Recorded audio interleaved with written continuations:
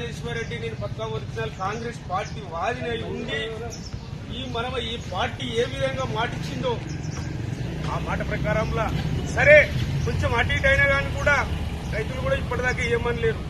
ఎందుకంటే 1-2 అబద్దాలు అనేది కాదు. ఈ ఇయర్ అవుతుంది, డిసెంబర్ 9 తారీఖు నాడు అన్నారు. ఆ 9 అయింది, మళ్ళీ డిసెంబర్కి వచ్చినట్టు ఈ ఓటర్లల్లా మాలాంటి వాళ్ళని మా కాంగ్రెస్ పార్టీ కార్యకర్తల్ని కొట్టంది తక్కువ అవుతుంది. ఏమో నిలబడి రథం మీద నిలబడి చాలా మాట్లాడుతుంది.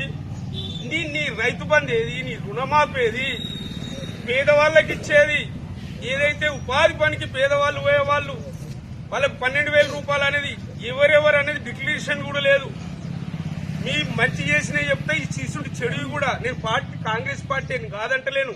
కానీ ఎందుకంటే ఓటర్లల్లా రోడ్డు పోన పోతే దయచేసి మాకు వశపడతలేదు, తిట్లు అవుడవుతుంది, ఇసుంటి అబద్దాలు అద్దు.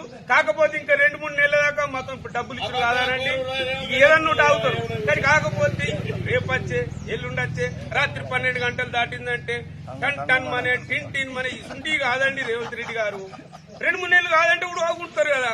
ఏదైతే 18,042 కోట్లు రుణమాఫీ ఇచ్చినావో, ఒక్కసారి 2,727 కోట్లు ఇచ్చినావో, ఇంకా రానటువంటిది 50 లక్షల మంది, ఇంకా 10,000 కోట్లు కూడా దాని మీదనే రైతులు అంత కష్టపడుతున్నారు. దాని మీద కూడా వేచిస్తున్నారు. ఇవాళ వచ్చిన వాళ్ళకు 2 సార్లు వచ్చిన వాళ్ళకి ఎందుకు వచ్చిందని మేము అడుగుతలేరు. రానోళ్ళ పరిస్థితి ఎందుకు చూస్తలేరు? గైడెన్స్ మీద కింది బాగోళ్ళు కూడా ఇస్తలేరా? మరి మీరు చూస్తలేరా? మీడియా మిత్రులు కూడా ఎన్ని కవర్లు చేస్తున్నారు, ఎంత చూస్తున్నారు, మీకు అన్ని తెలిసి ఉండి కూడా ఇటువంటి అబద్దాలు అనేది దయచేసి వద్దు.